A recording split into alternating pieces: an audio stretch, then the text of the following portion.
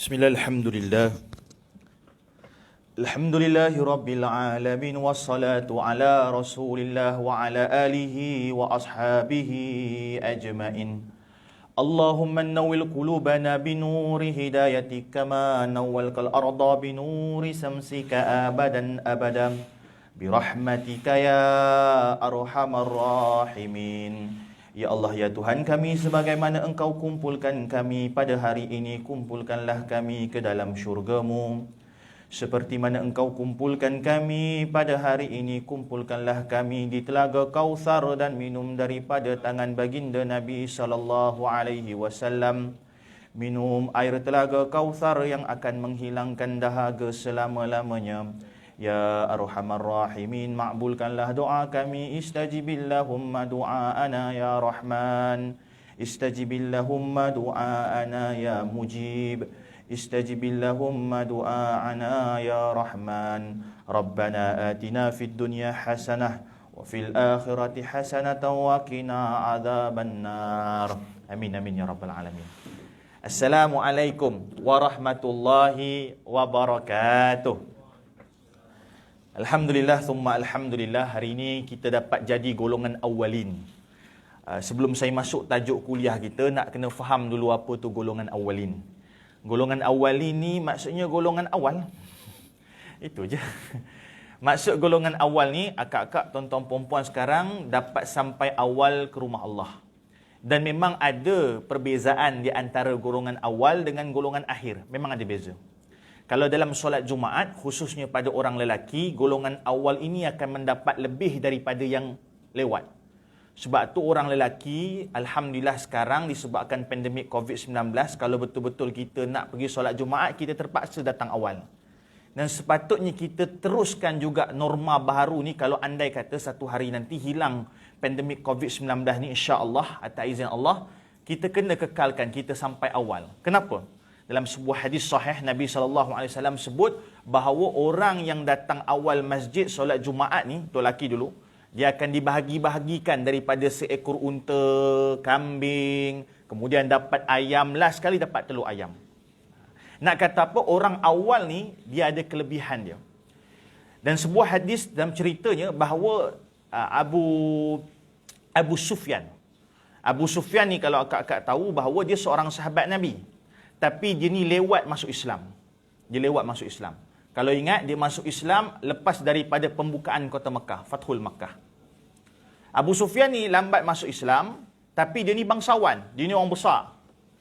Bayangkan, walaupun dia orang besar, dia bangsawan, tapi disebabkan dia lambat masuk Islam, Bilal bin Rabah yang hamba tapi awal masuk Islam lebih dimuliakan oleh Allah Subhanahu Wa Taala.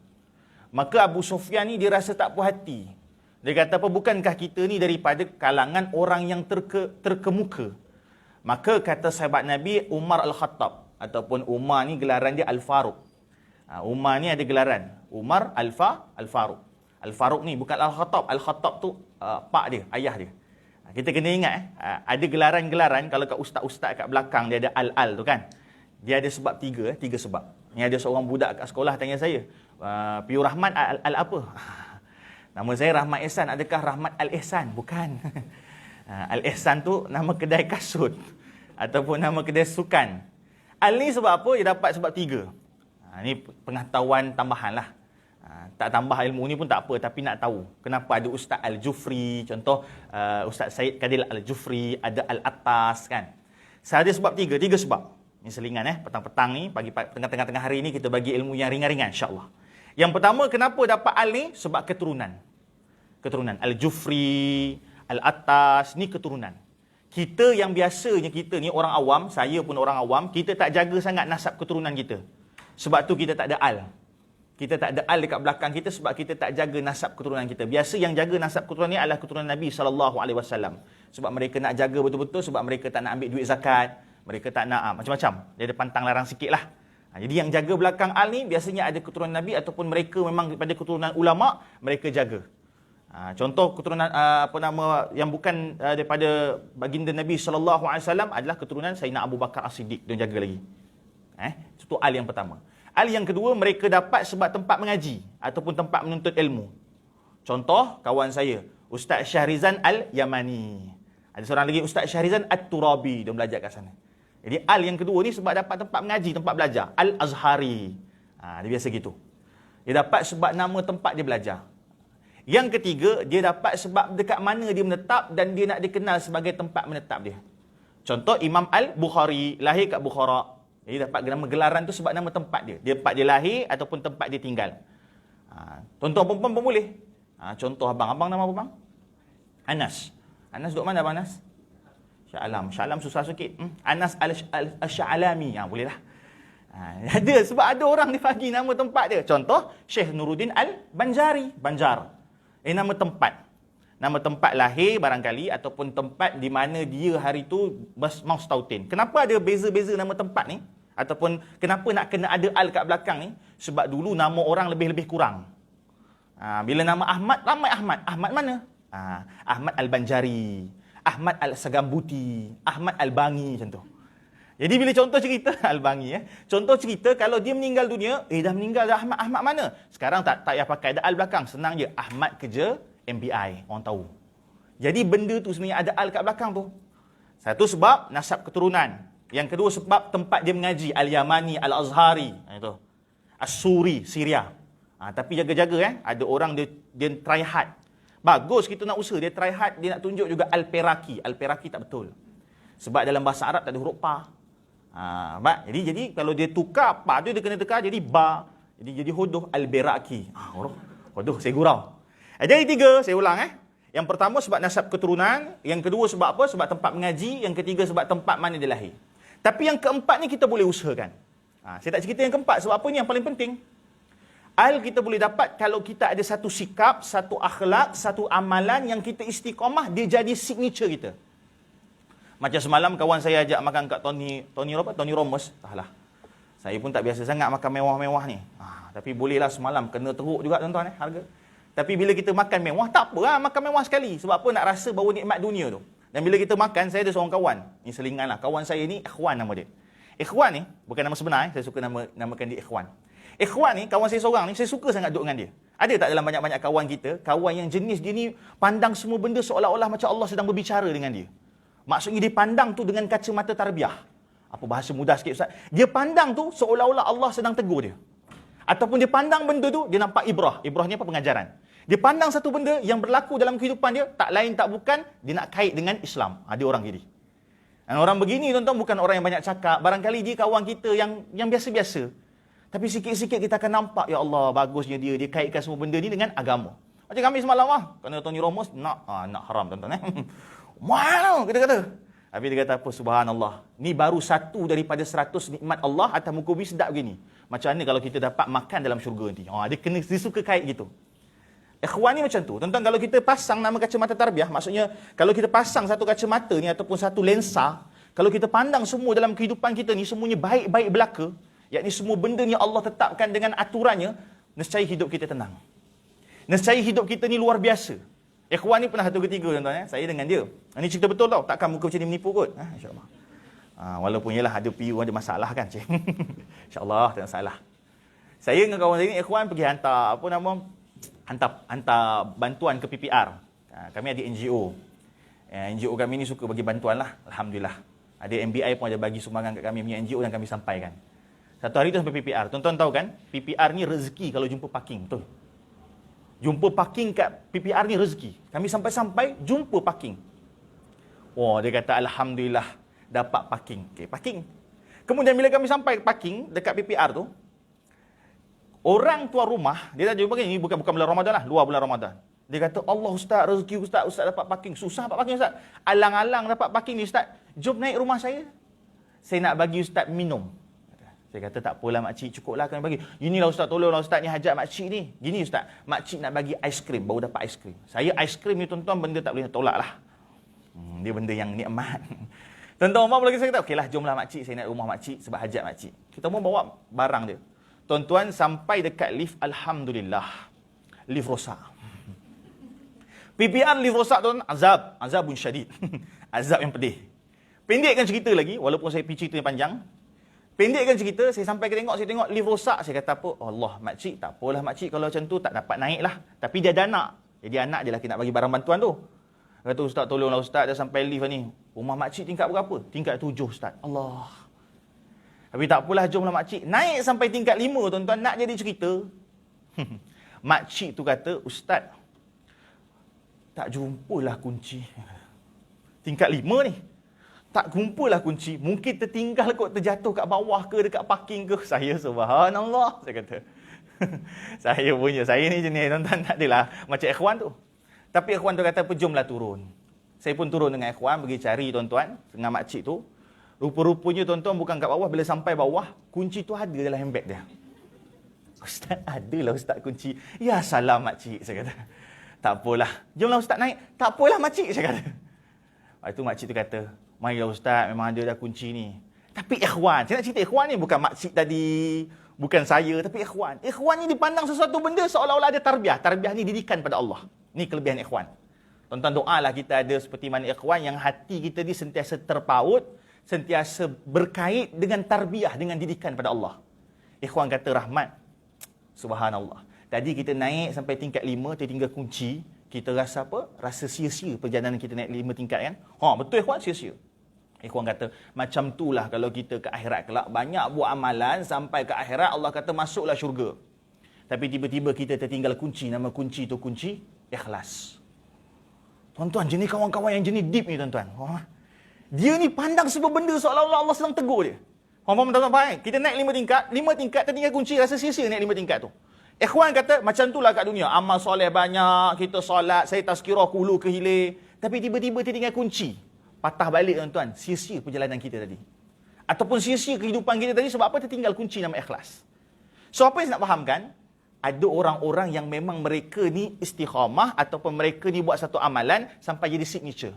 Apa signaturenya? Dia cerita, saya pergi semalam bagi Tuan Romas. Kan? Bila nak buka, kawan mesti tanya, sorry ya, first time ni makan Tuan Romas ni. Apa signature dish? Kan biasa tu kan? Kita punya signature dish kat sini, rib ataupun tulang rusuk. Okeylah. Ikhwan bunyi lagi. Ikhwan ni orang bagus tuan-tuan. Dia kata, Kak Rahmat, kedai makan pun ada signature. Ada dia punya special ataupun dia punya identiti. Kita dalam beragama bagaimana? Saya, tuan-tuan, perempuan, ada tak satu amalan yang betul-betul signature, betul-betul kita punya keistimewaan, betul-betul satu amalan yang kita istiqamah sampai Allah pandang kita dengan amalan tu. Sebab Nabi SAW pernah bersabda kepada Abu Bakar As-Siddiq, Nabi kata apa? Pintu syurga tu banyak. Dan kau, yakni Abu Bakar, kau boleh masuk daripada mana-mana pintu syurga. Kata guru kami, Syekh Abdullah, dia kata apa? Masuk pintu syurga tu banyak. Ada orang masuk dengan pintu syurga puasa, Ar-Rayyan. Ada orang masuk pintu syurga dengan sedekah. Ada orang masuk pintu syurga dengan senyum. Jadi kita nak al yang keempat. Al apa? Al, carilah satu amalan. Al tu, yang kita punya amalan tu jadi signature kita sampai Allah pandang dengan amalan tu. Al apa ustaz? Contoh. Umar Al-Faruq. Abu Bakar As-Siddiq. Usman Al apa? Jangan cakap Affan. Affan bapak dia tuan-tuan. Zunnurain. Ali. Jawab Abi Talib. Karamallahu wajhah. Setiap sahabat dia ada satu dia punya kelebihan ataupun dia punya al dekat belakang ataupun dia punya gelaran. Disebabkan apa? Dia punya sikap ataupun akhlak ataupun apa yang dilakukan. Abu Bakar dapat As-Siddiq sebab apa tuan-tuan? Sebab dia membenarkan Nabi SAW pada peristiwa Isra wa Mi'raj. Itu sebab dapat As-Siddiq. Ingat kan cerita dia? Okey, kita kata pick up sekejap. Tuan-tuan tahu kan, ketika peristiwa Isra wa Mi'raj, satu kota Mekah kata Nabi ni majnun, Nabi ni gila. Sebab apa? Bawa cerita benda tak masuk akal. Tapi Abu Bakar As-Siddiq percaya dengan Nabi walaupun tak kala. Pada waktu tu semua orang tolak Nabi. Apa kata Abu Bakar As-Siddiq? Ya Rasulullah, aku percaya dengan kau. Walaupun kau kata tiang yang kayu ini adalah batu ataupun emas, tetap aku percaya. Sebab engkau adalah orang yang aku percayai. Maka Rasulullah kata, Anta As-Siddiq, engkau ni yang membenarkan aku. So dapat gelaran As-Siddiq. Umar Al-Faruq dapat Al-Faruq sebab apa? Dia dapat membezakan yang mana hak dengan batil. Sebab Umar lah orang yang cadang kepada Nabi ataupun kata, Ya Rasulullah, alangkah indahnya kalau arak ini diharamkan. Dulu tak diharamkan arak. Allah membenarkan apa kata Umar Al-Khattab, yakni membenarkan arak, mengharamkan arak. So nak kata kita kalau boleh, akak, tuan-tuan perempuan, kita semua tolong cari satu amalan yang betul-betul jadi kita punya kelaziman. Lazim ni macam mana? Kalau kita tak buat hari tu, kita rasa uneasy feeling. Kata guru saya Syekh Abdullah, kalau kita buat benda tu selalu sangat, sampai kalau kita tak buat hari tu, kita rasa macam tak komplit hidup kita. Tak sempurna hidup kita. Ataupun kalau kita tak buat pada hari itu, kita rasa macam aku ni loser, aku ni teruk. Ini yang kita kena usahakan. Banyak amalan, tuan-tuan tolong cari satu, tapi saya boleh cadangkan. Saya boleh cadangkan. Satu amalan yang tuan-tuan buat hari-hari, ataupun mungkin seminggu sekali, ataupun sebulan sekali, ikut ah. Tapi tuan-tuan perempuan buat secara istiqamah, ikhlas, itqan. Ini 3 I nanti saya cerita lah. Tuan-tuan buat sampai tuan-tuan rasa benda tu sebati yang tuan-tuan perempuan. Ada satu kisah, saya buat cerita yang sama, tajuk yang sama dekat Felda Behrang. Tuan-tuan saya cerita, habis kuliah subuh, geng masjid ajaklah makan. Bila Ustaz cerita satu amalan yang betul-betul sampai jadi kita punya signature, jadi kita punya identiti, jadi sampai kita ni dikenali dengan benda tu. Kami teringat Ustaz, ada seorang haji ni. Hajilah, kami bagi laran ya, Hajilah Al-Mangkuki. Saya cerita betul tuan-tuan, ni live ni. Hajilah Al-Mangkuki. Saya duk fikir ni, kalau keturunan bukan, tak akan ada keturunan mangkuk tuan-tuan. Betul tak? Saya katakan 3 tadi sebab tadi keturunan, tak mungkin. Keturunan mangkuk tak mungkin. Yang kedua apa tadi? Sebab tempat mangkuk. Tempat mengaji mangkuk, tak mungkin. Ada seorang ulama tafsir, Syekh Ali As-Sabuni. Anda tahu kenapa bagi As-Sabuni baru meninggal dunia, ulama tafsir. Subhanallah, saya sempat jumpa dia, masih datang ke Malaysia. Allahu Akbar, sangat tawaduk. Orang yang alim. Dan As-Sabuni sebab apa? Sebab ayah yang minta maaf, atuk dia. Atuk Syekh Ali As-Sabuni ni adalah seorang tukang buat sabun. Maka dia bawa juga gelaran sabun tu, cuma dia kata aku tak buat sabun.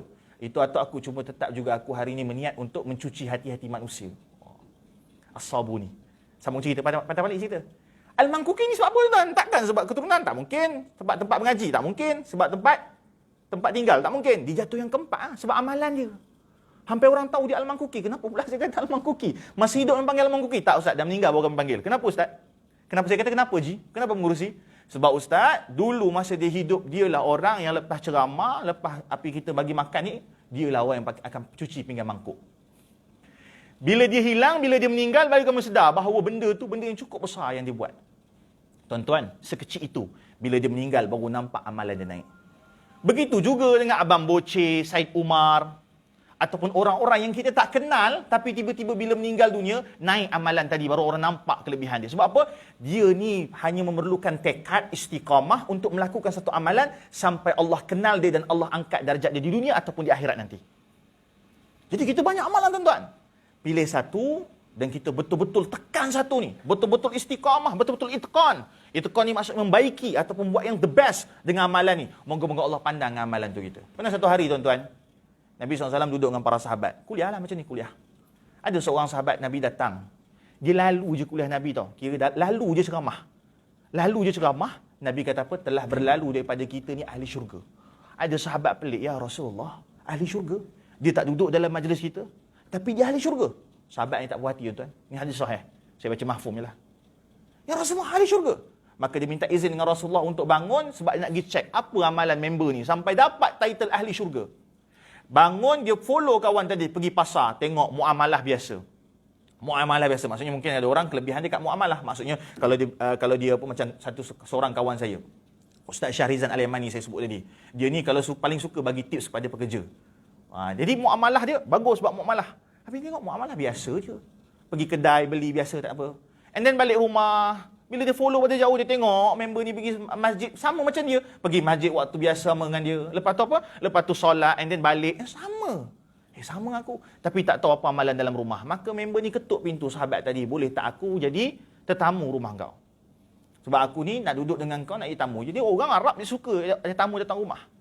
Jadi apa berlaku? Duduk dengan sahabat ni 3 hari 3 malam. Nak cek apa amalan dia pada waktu malam. Tapi tuan-tuan sama je macam aku, dia kata. Bangun qiyam, solat tahajud, sama. Jadi kat mana lebih dia? 3 hari cukup ya tuan-tuan? 3 hari. Orang tu digelar tamu 3 hari. Masuk kali keempat dah bukan tetamu dah. Kita dah yang macam biasa je. Kan? Contoh macam orang tu 3 hari tamu kita, bagilah udang galah hari pertama. Hari kedua udang galah. Terakhir kan tamu. Hari ketiga udang galah. Hari keempat bagi galah tuan-tuan. Dia tak dapat dari title tetamu tu. 3 hari je. Pendek cerita.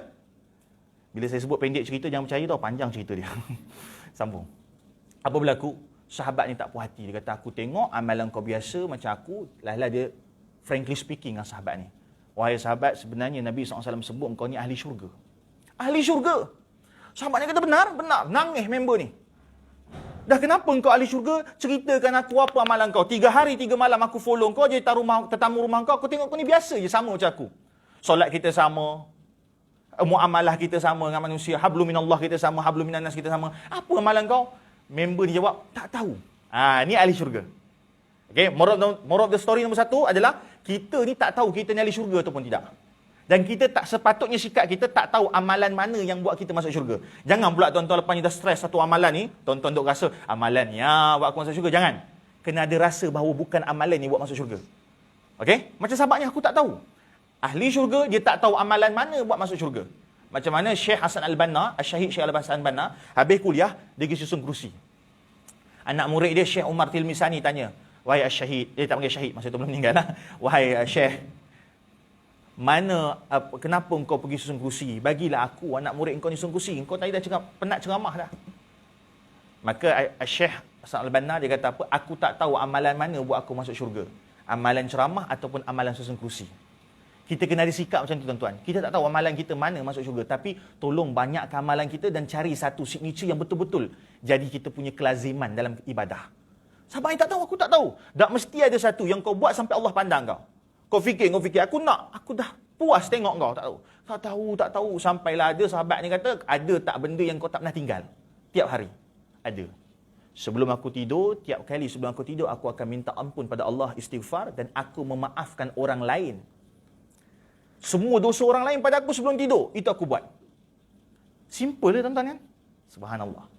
Rupa-rupanya dia merangkumi hablum minallah, minta ampun Allah, hablum minannas, dia ampunkan semua dosa orang pada dia.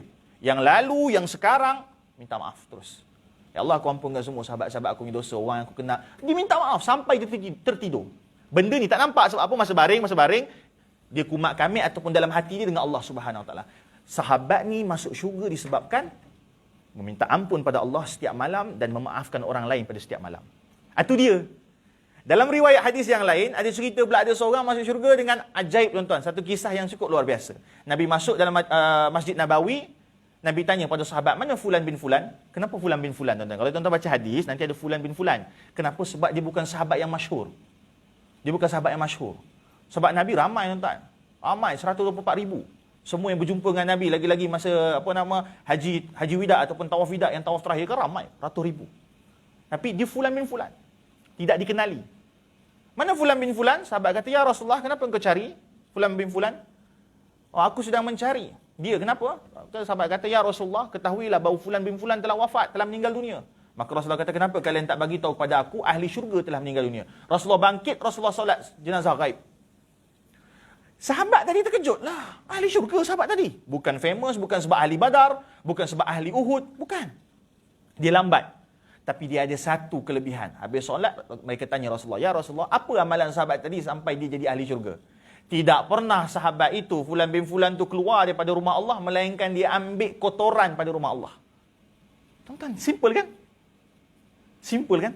Tapi itu yang Allah pandang pada dia. Sebab apa?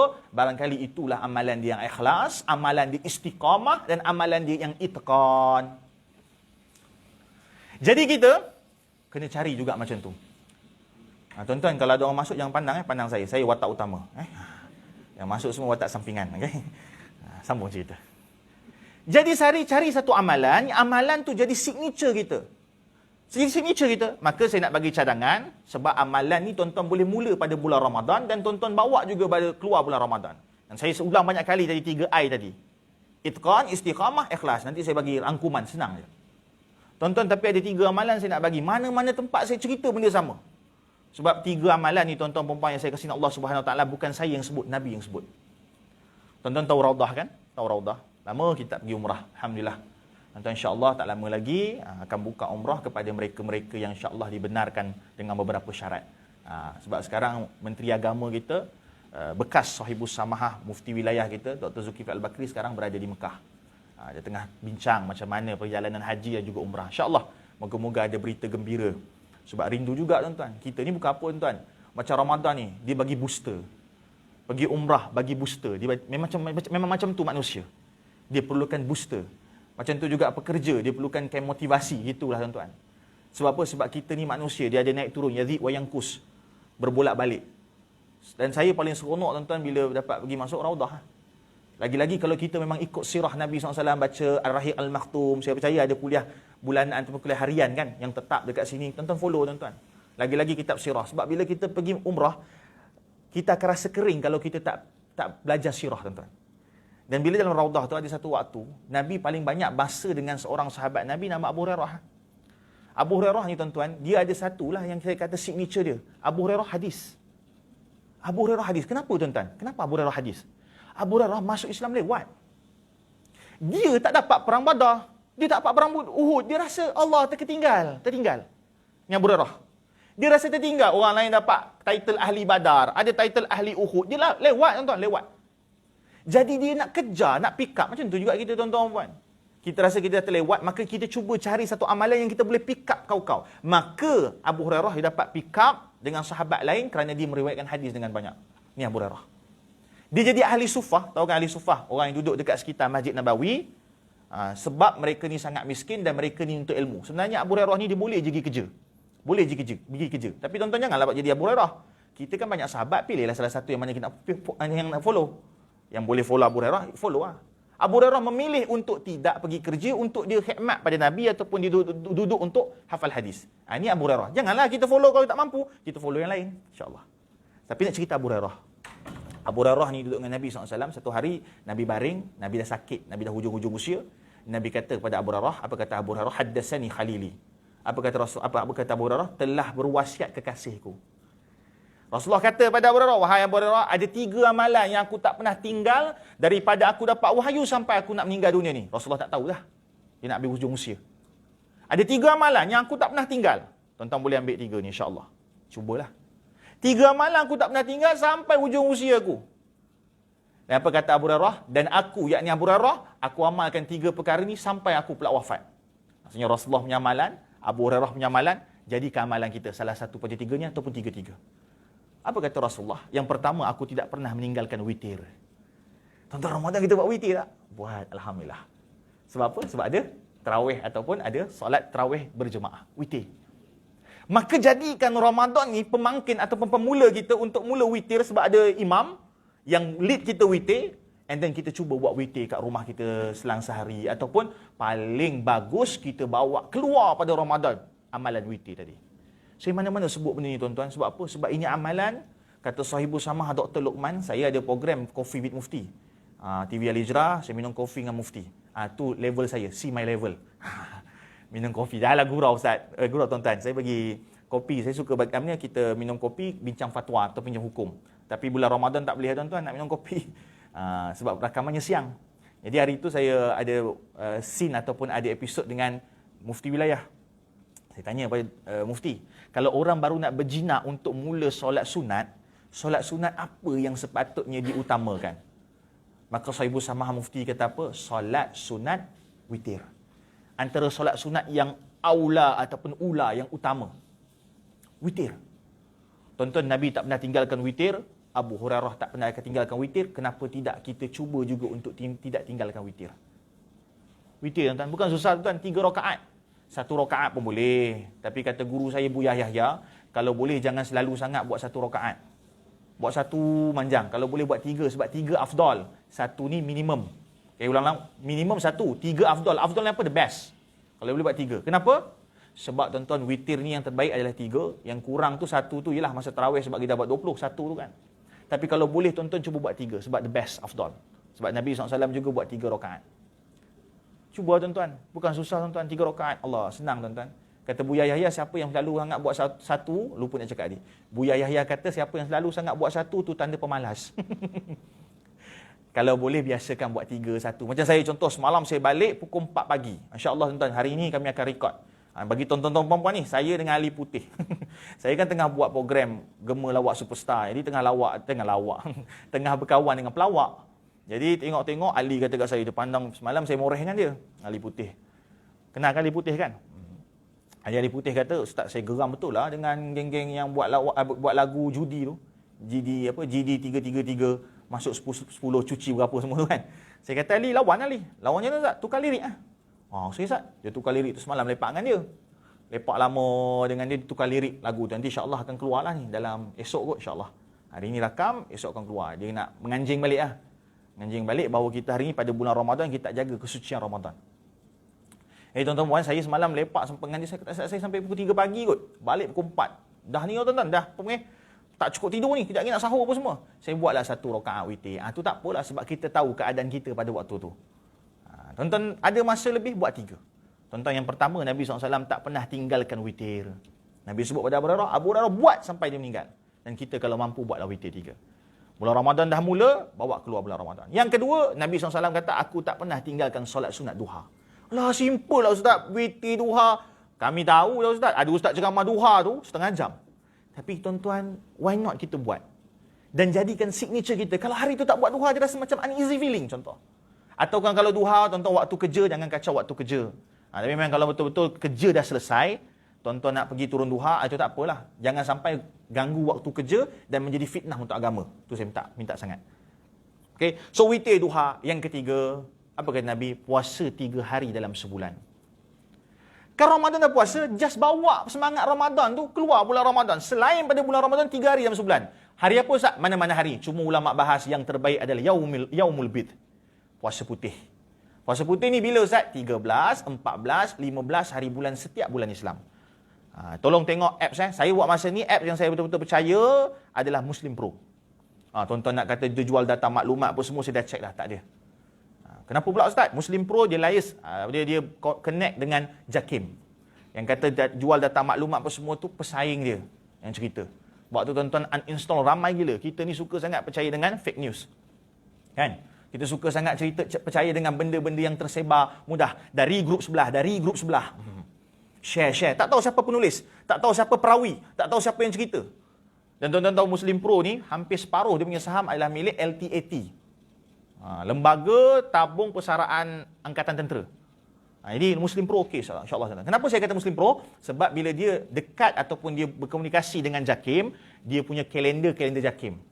Tuan-tuan tahu kan nanti raya ni percayalah. Adalah kes Indonesia raya awal lah, UK raya awal lah, sebab mereka ikut fatwa negara masing-masing. So kita ikutlah negara kita. Sebab dia ada penyeragaman. So ikut JAKIM. So tuan-tuan buka Muslim Pro, tuan-tuan tengok. Saya tak ada dibayar tuan-tuan dengan Muslim Pro. Tuan-tuan tengok Muslim Pro tu, tuan-tuan boleh tengok dia punya kalender dia. Kat situ kalender apa? Kalender yang kita boleh tunjukkan bilakah 13, 14, 15. So tengok hari ni 7 Ramadan. Tekan atas, tuan-tuan boleh tengok bilakah 13, 14, 15 hari bulan setiap bulan Islam. Cuma ada soalan, kenapa dinamakan puasa putih? Why? Dia katakan Yaumul Bid, puasa putih. Ni biasa soalan-soalan macam ni tuan-tuan saya dapat pada budak-budak sekolah. Biasa orang tu takkan tanya tau. Kenapa? Pertama, kita segan nak tanya. Takut soalan tu terlalu klise. Tuan-tuan lepas ni kalau boleh, ada soalan walaupun nampak klise, walaupun mungkin nampak simple ataupun takut ditertawakan, jangan. Tuan-tuan kena ambil semangat. Hadis yang kedua dalam Imam Nawawi, hadis Jibril. Bila tanya pasal Islam, iman dan ihsan. Apa kata Jibril? Wahai Muhammad, apa tu Islam? Apa kata Rasulullah? Yang bertanya lebih tahu. Sebab apa? Tu Jibril. Kenapa dia tanya juga? Sebab dia tanya bukan untuk diri dia, untuk orang ramai. Bila dia tanya apa tu Islam, orang lain dapat maklumat apa tu Islam. Tuan-tuan, walaupun tuan-tuan terasa macam soalan tu macam buat malu je, ataupun tuan-tuan dah tahu dah jawapan dia. Habis kuliah ataupun tengah kuliah ustaz tanya ada soalan, angkat tangan, tanya juga. Sebab apa? Barangkali tuan-tuan punya soalan adalah jawapan untuk kawan yang lain. Tapi dia segan nak tanya. Tuan-tuan, saya pergi sekolah paling best tu. Paling best sekolah, dia orang tanya soalan pelik-pelik budak-budak. Kadang-kadang mereka ni bukan berfikir luar kotak. Dia orang buat kotak dia sendiri. Tu dia. Saya selingan tuan-tuan, mana-mana saya pergi saya cerita jugalah. Tuan-tuan kalau ada anak-anak yang kecil-kecil, dia suka tanya soalan pelik-pelik. Pasal agama, pasal kehidupan. Dia tanya, mama, umi, abi. Saya ni datang pada mana contoh. Tapi ada anak kita yang pertama, kedua tak pernah tanya pun. Tapi hari ni pelik tanya, mama, kenapa saya agama Islam Mama, betul ke Santa Claus tak wujud? Dia tanya soalan pelik-pelik tuan. Tuan-tuan doalah Allah bagi dia kefahaman alam agama. Sebab apa? Imam Ahmad bin Hanbal macam itulah. Dia suka tanya. Dia mencari jawapan. Dan bukan saja Imam Ahmad bin Hanbal. Nabi Ibrahim AS dalam surah Ibrahim cerita benda sama. Adakah ini Tuhan? Tengok matahari. Tengok bulan. Adakah ini Tuhan? Tuan-tuan doalah tuan-tuan. Anak-anak tuan-tuan perempuan itulah orang yang faham agama. Dan akan menegakkan agama. Dan kalaulah dia darjah 1 tengok performance baik, straight A, misal UPSR, PMR straight A, SPM straight A juga anak aku. Boleh tak saya nak minta satu benda tuan-tuan? Kalau anak cerdik macam tu tuan-tuan, anak pintar macam tu, anak tu yang tuan-tuan infakkan untuk belajar agama. Anak tu yang tuan-tuan pergi suruh dia belajar agama ke Jordan ke Mesir ke, ataupun ambil Institut Pengajian Tinggi IPTA belajar agama. Kenapa? Sekarang kita berada dalam krisis, orang pergi belajar agama ni budak-budak kelas belakang. Bukan saya salahkan budak kelas belakang, minta maaf kalau ada yang terasa, tapi budak-budak tak berkualiti. Asal kes ponting, kes masalah disiplin, kena buang sekolah, tu masuk Mahat Tafiz. Dia tu lah yang garang hafal Quran, tu jadi ustaz. Malah saya nak cakap. Kenapa tidak kita bagi yang the best anak kita tu untuk agama? Why not? Jadi tuan-tuan puan yang saya kasih Allah Subhanahu Wa Taala, tu topik lain lah. Tapi nak kata apa? Cuba bagi anak-anak yang the best tu. Cuma patah balik soalan tadi, kenapa saya cerita ni? Kat sekolah, budak-budak tanya saya, Ustaz, kenapa nama puasa tu puasa putih? Tak pernah saya tanya. Pergi masjid saya cerita, tak pernah orang masjid tanya, Ustaz, kenapa puasa putih? Kita pun absorb je puasa putih.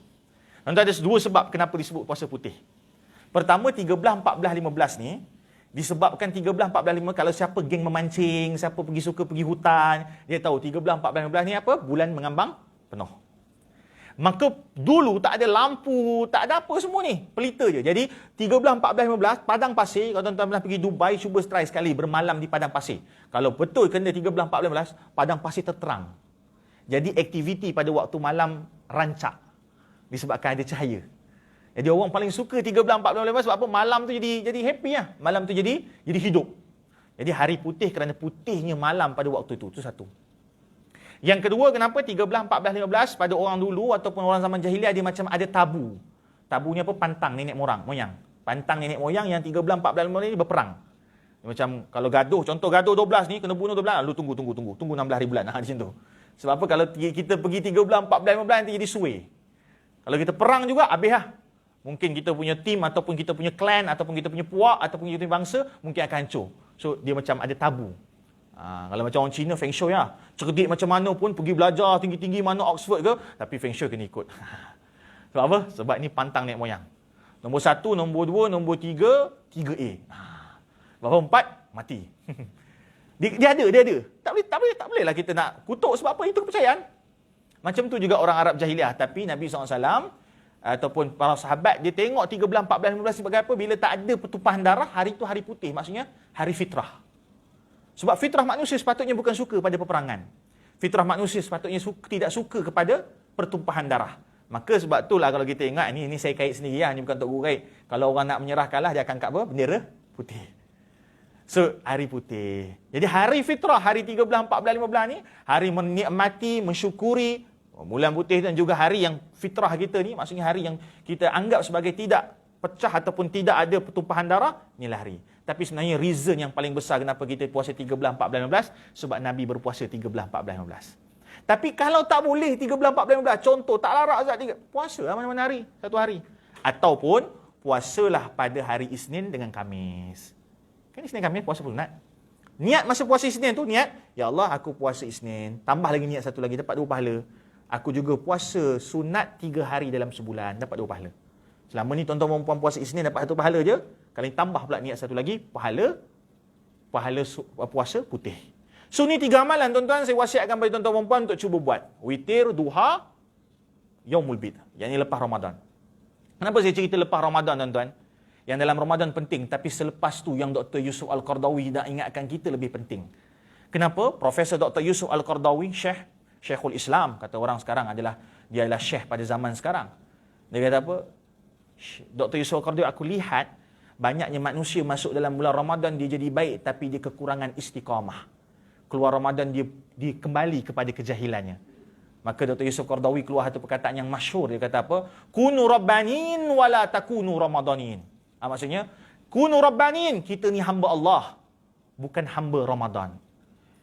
Jadi baiklah kita keluar pada bulan Ramadan sebab Allah yang kita sembah pada bulan Ramadan, Allah itu jualah yang kita sembah pada bulan selain Ramadan. Jadi kenapa kita nak berubah ataupun kenapa kita nak kembali kepada kejahilan? So tuan-tuan puan, 3 amalan ni saya bagi wasiatkan tuan-tuan puan, tak mampu buat 3 buat 2.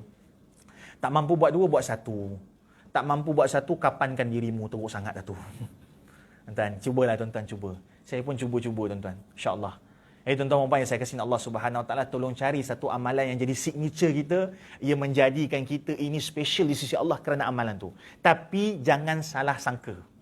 Jangan tuan-tuan fikir tuan-tuan buat 3 amalan ni, tuan-tuan tinggalkan pula amalan wajib ataupun amalan lain. Jangan. Ini jadi signature, amalan lain tu tetap teruskan. Ada sebab ada orang sekarang minta maaf, dia punya pemikiran apa? Dia tak solat tak jaga. Tapi dia jaga duha. Ini pelik. Sebab kita gagal memahami dalam konteks yang lebih besar. Tapi itu masalah juga. Ada satu lagi masalah. Masalah apa? Orang-orang yang mereka ni buat wajib tapi malas buat sunat. Saya selalu sebut, tuan-tuan. Saya nak faham kenapa orang malas buat sunat. Bahkan diri saya jugalah kadang-kadang malas buat sunat. Dia cerita bermula 4 tahun lepas bila saya buat camp motivasi kat sekolah. Bila buat camp motivasi kat sekolah, saya punya camp tu 5 hari. Seronok lama sikit dengan budak-budak. Lepas tu, malam tu saya solat isyak. Dengan budak-budak lah, solat isyak. Lepas tu habis solat isyak, saya kata adik-adik, besok malam ataupun besok pagi, saya nak buat qiyamulail. Tapi ustaz tak wajibkan siapa yang nak turun. Sebab apa? Qiyamulail ni benda sunat. Kenapa saya kata tak diwajibkan? Sebab saya nak tengok berapa ramai yang betul-betul turun. Saya kata adik-adik, siapa nak turun lah. Siapa tak nak turun, tak apa. Oh, okey ustaz. Tapi siapa yang turun, dia akan dapat kelebihan qiyamulail. Saya cerita, 1 kelebihan qiyamulail, 2 kelebihan qiyamulail. Banyak saya cerita. Okey, jumpa esok 4:30. Baik ustaz. Tuan-tuan, alhamdulillah pukul 4:30 saya turun. Seorang pun tak turun, tuan-tuan. Tak apa. Eksperimen, nama apa eksperimen? Saya 4:30. Okey, tak apa. Pukul 5, tak turun. Pukul 5:30 ada geng-geng muka depan, muka budak-budak baik kan? Ataupun muka budak-budak soleh, mai. Saya kata nak solat tak ni? Sempat lagi ni 5:30. Okey, ustaz jom. Kami pun solat sunat, tahajud, taubat, hajat. Habis-habis tu tuan-tuan nak dekat-dekat subuh dah. Saya pusing belakang tengok dah ramai dah. Oh bagus tu orang, subuh turun. Tapi qiyamulail tak turun. Jadi saya terfikir ni, kenapa Nak memahami masalah umat ni kita kena cari root cause tuan-tuan. Kita jangan cari simptom, cari masalah betul. Macam doktor tuan-tuan, seorang datang. Begitu, doktor saya kena penyakit denggi nyamuk Aedes. Doktor jaga dia sihat, alhamdulillah. Balik rumah, seminggu lagi datang balik. Kena lagi denggi. Sebab apa? Doktor hanya mampu merawat simptom ataupun penyakit tadi. Tempat air bertakung, tu kena kerja kita untuk kita hancurkan. Macam tu juga umat tuan-tuan. Kenapa kita jarang buat benda sunat? Kita cukup memadai dengan benda wajib. Why? Ni jawapannya tuan-tuan. Saya pun tanya adik-adik. Adik-adik semua tahu tak pukul 4:30 tadi seorang pun tak turun. Semua gelak. Dia kata, korang semua tak turun. Kenapa tak turun? Kan ustaz kata sunat je. Kan ustaz kata sunat je. Je ni apa tuan-tuan? Bila ada je, benda tu kecil. Benda tu remeh. Benda tu tak penting. Contoh macam anak kita lah. Dapat surat, exam, makan exam. Abang kenapa exam markah 40? Alah mama, percubaan je. Jadi tak penting betul? Je ni, je. Saya kata kenapa kamu cakap sunat je? Ustaz, sunat je kan? Yelah, kenapa kamu kata je? Yelah sunat, buat dapat pahala, tak buat tak apa. Betul tak? Itu sebab kita tak rasa sunat tu penting. Tukar kan, sunat ni bukan buat dapat pahala, tak buat tak apa. Tapi sunat ni buat dapat pahala, tak buat, rugi. Rugi apa? Rugi pahala. Rugi apa? Rugi dekat dengan Allah, takarrub ilallah. Rugi apa? Rugi menyebabkan kita hari ini tak dapat naik makam ataupun tak dapat naik darjat di sisi Allah Subhanahu Wa Taala. So sunat ni tuan-tuan sebenarnya benda yang patut yang kita fikirkan sebab akhir zaman, kata Tok Kenali ni, saya tengah bawa buku dia ni, cahaya atas cahaya, nur ala nur. Dia kata apa? Kehilangan umat pada akhir zaman adalah pada ibadah sunat. Ibadah sunat tuan-tuan. Kita hilang benda pada ibadah sunat kita ni. Makin lama makin hilang ibadah sunat. So sebagai penutup yang terakhir tuan-tuan, last but not least. Tadi awal saya disebut 3 benda ni tuan-tuan, kalau tuan-tuan nak pilih mana-mana amalan, 3 benda ni kan ada. Istiqamah, ikhlas, itqan. Istiqamah saya percaya tuan-tuan banyak ustaz dah cerita. Ikhlas banyak ustaz dah cerita. Tapi itqan izinkan saya cerita sikit. Itqan ni memperbaiki, memperelok, mempercantik bagi the best. Itu itqan. Ustaz, contoh itqan dalam kehidupan, saya bagi yang simple-simple Tuan-tuan, berapa ramai kita yang nak pergi masjid, betul-betul kita ambil baju yang kita dah gosok. Itu itqan. Memperelok. Walaupun baju kita elok semua, tapi memperelok baju kita gosok. Tuan-tuan perasan tak orang dulu-dulu? Tok-tok kita dulu, saya ingat lagi tok saya. Kalau dia nak pergi masjid, dia akan cari satu baju yang dia tak pernah pakai lagi. Atau maksudnya tak pernah pakai tu maksudnya baju dia tu boleh pakai. Oh, boleh Ustaz, kan tak kotor. Tapi dia ambil baju yang untuk dipakai. Sebab apa? Memperelok. Contoh lain, itu pada fizikal. Contoh lain, kopiah. Dia cari kopiah. Nak tengok orang tu itikon ataupun tidak, memperelok agama dia ataupun tidak, mempercantik agama, menyempurnakan agama dia tak? Tengok kopiah. Kalau kopiah tiba-tiba hitam, kan pernah kan tengok kopiah hitam? Ataupun telekung berbintik. Ya, contoh. Bintik dia punya tu, tarik cicak tengok terkejut. Ui, banyaknya member tembak situ kan. Itu pada segi fizikal, memperelok pada segi fizikal. Tapi macam mana pula memperelok pada segi ibadah? Macam ni tuan-tuan? Sepatutnya bagi RM1, memperelok bagi lebih pada RM1. Contoh. Ni itikon, memperbaiki. Apa sahaja tuan-tuan memperbaiki. Contoh, memperbaiki solat. Solat macam mana bagi? Memperbaiki solat datang awal waktu. Memperbaiki solat berjemaah. Ni memperbaiki. Advance kan amalan kita. Advance kan. Tak kalau orang lain semua bersedekah, sekarang ni upload ke FB, kita memperelok dengan tidak mengupload di FB. Lepas tu kalau tak upload di FB, kita pula memperelok lagi. Tak upload ke FB, kita buat apa? Auto debit. Itu memperelok. Memperelok ni bagi advance kan. Tuan-tuan faham kan? Advance kan. Tu kena kreativiti kita tuan-tuan. Ni itqan, memperbaiki atau memperelokkan. Contoh, witir. Witir tuan-tuan, solat masjid. Bagus. Tapi memperelokkan lagi witir macam mana? Solat di rumah. Ustaz, ya ke? Ya tuan-tuan. Jangan risau. Saya pemegang tauliah, jangan risau. Kenapa Ustaz solat sunat memperelokkan di rumah? Sebab bila solat sunat diperelokkan di rumah, sebenarnya solat sunat kena banyak di rumah. Supaya rumah kita hidup dengan amal ibadat. Jadi rumah kita tak mati. Rumah kita tak menjadi kubur. Solat sunat banyak di rumah sebenarnya. Tapi buat masa ni nak belajar, nak kuat ataupun nak ambil semangat kita tu solat berjemaah di rumah, di masjid lah solat witir. So kita memperelokkan. Tuan-tuan puan, memperelokkan datang solat Jumaat macam saya sebut tadi. Selama ni golongan lambat, kita datang awal. Tu semua memperelokkan. So cubalah tuan-tuan dan puan kita memperelokkan agama kita dari segenap cara. Moga-moga Allah Subhanahu Wa Taala nampak kita sebagai orang yang itqan. Itqan yang terakhir saya sebut. Orang-orang bisnes, saya tak tahu kenapa bila bisnes Islamik je biasanya ala kadar. Saya dijemput dua tau, travel agency.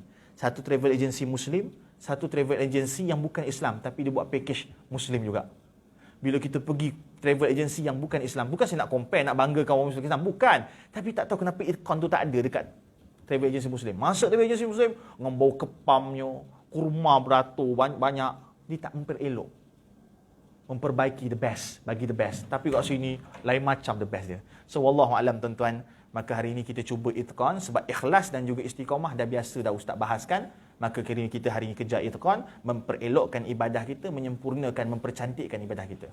Wallahu alam, apa yang baik datang pada Allah, yang kurang baik kerana kelemahan saya sendiri.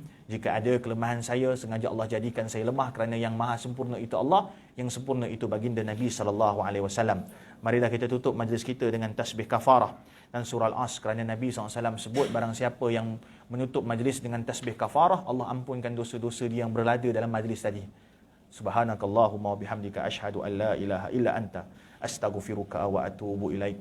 Wal 'asri innal insana lafi khusr illa alladhina amanu wa amilus solihat wa tawassaw bil haqq wa tawassaw bis sabr.